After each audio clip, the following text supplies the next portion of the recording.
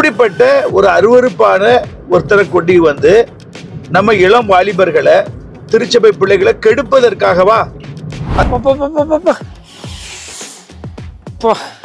சரி, இதுக்கே அசராதீங்க, இன்னும் நிறைய வருது.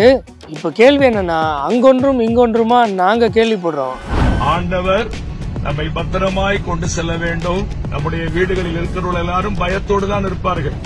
ஏர் இந்தியாவில் போனால் வீட்டில் இருக்கிறவங்க வரைக்கும் பயத்தோடு இருப்பாங்கன்னு சொல்லி ஒரு பெரிய நிறுவனத்துக்கு இவ்வளோ பெரிய டோட்டல் டேமேஜாக உருவாக்குறீங்க. சரி, பரவாயில்ல. பைலட் கையிலே உங்களுடைய கரம் இருப்பதாக, பைலட் கையிலே உங்களுடைய கரம் இருப்பதாக, விமானத்தின் இறகுகளிலே இது இருப்பதாக, விமானத்தின் டயரு வெடிக்காமல் இருப்பதாக நீண்டுக்கிட்டே போகும். இன்னைக்கு நம்ம வீடியோவில் யாரை பற்றி பார்க்க போகிறோம்னா, பயங்கரமான ஒரு ஜெப வீரன். ஜெப வீரன்னா உங்கள் வீட்டு வீரன், எங்கள் வீட்டு வீரன் இல்லை, எங்கேயோ போயிட்டாரு. வாங்க வீடியோக்குள்ளே போய் பார்க்கலாம்.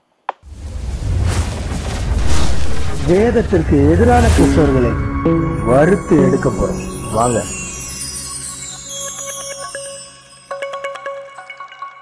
ஏர் இந்தியா பிளைட் எப்பொழுதுமே ஏதாவது ஒரு இந்திர கோளாறு ஏற்படுகிறது. ஏர் இந்தியா ஃப்ளைட் எப்பொழுதுமே ஏதாவது ஒரு இந்திர கோளாறு ஏற்படுதா? எப்பவுமே வா? ஒரு சம்பவம் நடந்தது, அது பாருங்க.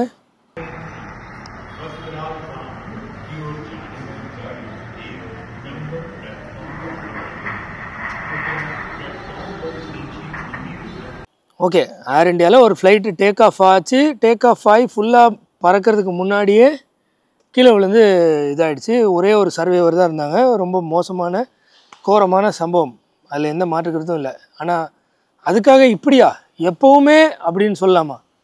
அப்படி சொல்லலான்னா எனக்கு ஒரு கேள்வி இருக்குது.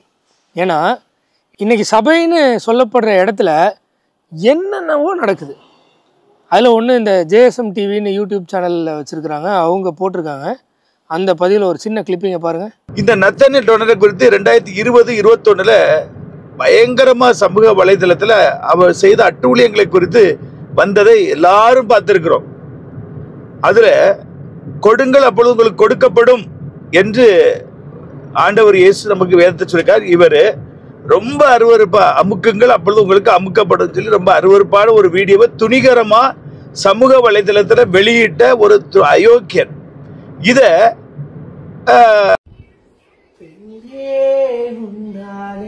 தூக்கம் இல்லாமே நீன்றினானில்லையே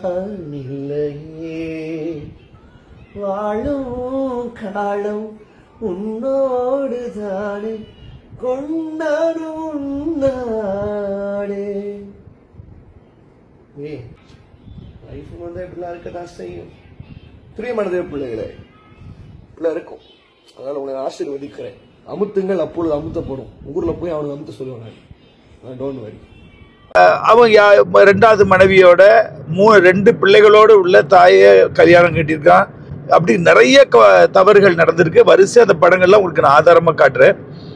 இப்படிப்பட்ட ஒரு அருவருப்பான ஒருத்தரை கொண்டு வந்து நம்ம இளம் வாலிபர்களை திருச்சபை பிள்ளைகளை கெடுப்பதற்காகவா?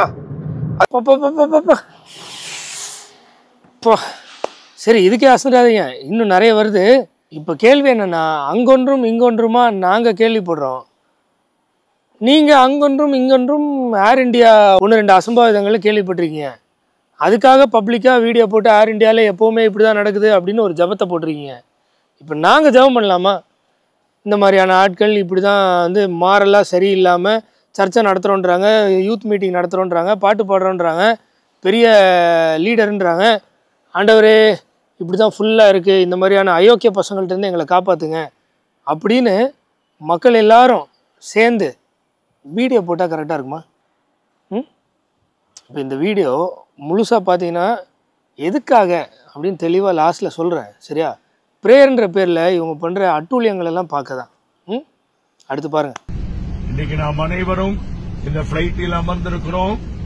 நாம் சுகமாய் போய் துபாய் இன்டர்நேஷனல் ஏர்போர்ட்டில் இறங்க வேண்டும். ஆண்டவர் நம்மை பத்திரமாய் கொண்டு செல்ல வேண்டும். நம்முடைய வீடுகளில் இருக்கிறவர்கள் எல்லாரும் பயத்தோடு தான் இருப்பார்கள். ஏர் இந்தியாவில் போனால் வீட்டில் இருக்கிறவங்க வரைக்கும் பயத்தோடு இருப்பாங்கன்னு சொல்லி ஒரு பெரிய நிறுவனத்துக்கு இவ்வளோ பெரிய டோட்டல் டேமேஜாக உருவாக்குறீங்க. சரி பரவாயில்ல. அப்போ இந்த நியூஸ் ஒன்று பாருங்களேன், சமீபமாக வந்தது தான். வந்த பெண்ணை உடல் ரீதியாக பயன்படுத்திவிட்டு சிறிதும் கூச்சமின்றி வீடியோவை வெளியிட்டவர்களை மன்னிக்கிறோம் என மனைவியுடன் சேர்ந்து வீடியோ வெளியிட்டுள்ள மத போதகர். மன்னிக்கவும் காம போதகர் இவர்தான். மத போதகர் மன்னிக்கவும் காம போதகர். இங்கே திரும்பினாலும் அப்படி தான் இருக்குது. அங்கொன்றும் இங்கொன்றும் ஏர் இண்டியாவில் நடக்கிறது மாதிரி இங்கே அங்கங்கங்க நடக்குது. என்ன பண்ணலாம்? வீட்டில் இருக்கிறவங்களுக்கெல்லாம் பயம் வருது. என் ஒய்ஃபு இந்த மாதிரி சர்ச்சுக்கு அனுப்புனா அங்கே எதையாவது காமெடி ஆயிருமே, இந்த மாதிரி என் பொண்ணை இங்கே அனுப்புனா அது வேறு மாதிரி ஆகிடுமே. ஏதாவது பதில் இருக்கா? இல்லையா? அதுக்கு நீங்கள்லாம் வாய்ஸ் அவுட் பண்ணுவீங்களா? ஜபன்ற பேரில் ஒரு பப்ளிசிட்டி மாதிரி வெளியில் தெரிகிற மாதிரி. ஏன்னா நீயோ ஜபம் பண்ணும்போது உன் அறை வீட்டை பூட்டி கொண்டு அப்படின்னு ஆண்டவர் சொல்லியிருக்காரு. இதா கேட்க உள்ள பதில் ப்ரேயர் பண்ணாலே அவருக்கு தெரியும். உனக்கு வேண்டியவை இன்னதென்று நீ வேண்டுவதற்கு முன்னாடியே எனக்கு தெரியும் அப்படின்னு சொன்ன அவர் எங்க? அவரை ஃபாலோ பண்ணுறோம் நாங்கள் தான். ஆவியானவர் சொல்கிறேன்னு தீர்க்க தரிசனம் உரைக்கிறேன். நீங்கள் எங்கே? என்ன பண்ணுறீங்க? ஏர் இண்டியா ஃப்ளைட்டில் மற்றவங்களெலாம் பயம்புறுத்தி பக்கத்தில் இருக்கிறவங்களாம் பதற வச்சு அதை வீடியோ வேறு எடுத்து போட்டு கடந்த நாட்களிலே அந்த அகமதாபாத் பிளைட் டேக்கப் ஆன 4 மினிட்ஸ்லேயே கீழே விழுந்து அநேக பயணிகள் மரித்து போனார்கள். இன்னும் லண்டன், பல தேசங்களிலே. ஆகவே நாம் இந்த விமானத்தை ஆண்டவருடைய கையில் ஒப்புக் கொடுப்போம். சரி, இதே இது நாங்கள் சொல்லாமா? கடந்த நாட்களிலே சபை என்று ஒரு கட்டடத்தை ஆரம்பித்து டேக்கப் ஆகி ஒரு சில மாதங்கள்லேயே வருஷங்கள்லேயே போக்சோ வரைக்கும் சென்று அப்படின்னு சொல்லலாமா? பாருங்க.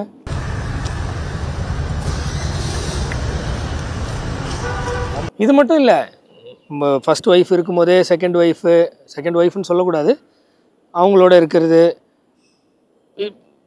போயிட்டே இருக்கு லிஸ்ட்டு. இவங்க இப்போ நான் இந்த மூணு நபர்களை காமிச்சேன் இல்லையா? அது இல்லாமல் இன்னொரு போக்சோ, அப்பா போக்சோவில் போனதுக்கு பையன் செலவு பண்ணி இது பண்ணுறது. வெளியில் தெரிஞ்சது இவ்வளோ, வெளியில் தெரியாதது எவ்வளவோ. ரெஜிமோன் அப்படின்னு ஒரு நபர் நியூஸில் வருது.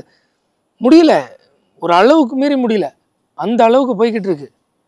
என்ன பண்ணலாம்? டேக் ஆஃப் ஆகி ஒரு சில 4 நிமிஷத்துலேயே விழுந்துருச்சு அப்படின்னு நீங்கள் எல்லாரையும் பயன்படுத்துகிற மாதிரி இந்த மாதிரிலாம் நடக்குது அப்படின்னு சொல்லணுமா சொல்லக்கூடாதா? நாங்கள் ஜபம்லாம் பண்ணலப்பா, மக்களுக்கு சொல்கிறோம். இங்கே பாருங்கள், பைபிளில் இப்படி இல்லை, இவங்க இப்படிலாம் பண்ணுறாங்க, இதுக்கும் பைபிளுக்கும் துளியும் சம்மந்தம் இல்லை. உண்மையான வேதத்தின் ஆண்டவர் இதை அங்கீகரிப்பதில்லை.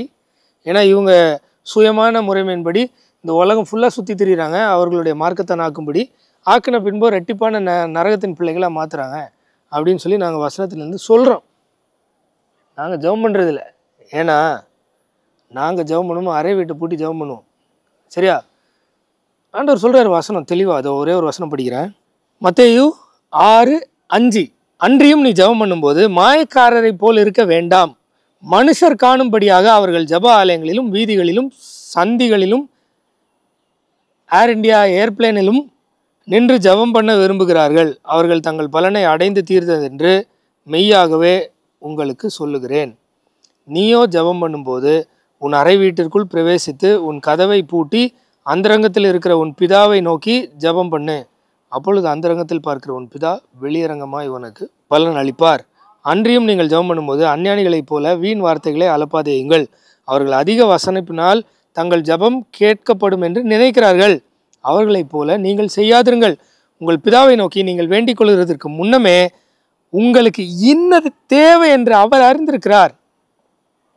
நீங்கள் ஜெபம் பண்ண வேண்டிய விதமாவது, ஆண்டவரே உம்முடைய சித்தம் நடக்கட்டும்ப்பா, அதை புரிஞ்சு நடக்க எனக்கு மனக்கண்களை திறந்துள்ளுங்க, அதை தாங்கி கொள்கிற பலனை தாங்க, ஃபேஸ் பண்ணுற தைரியத்தை தாங்க, உங்களுக்காக நான் இந்த உலகத்தில் சாட்சியாக வாழ எனக்கு உதவி செய்யுங்க அப்படின்னு சிம்பிளாக ஜெபம் பண்ணிட்டு போயிட்டே இருக்கலாம்.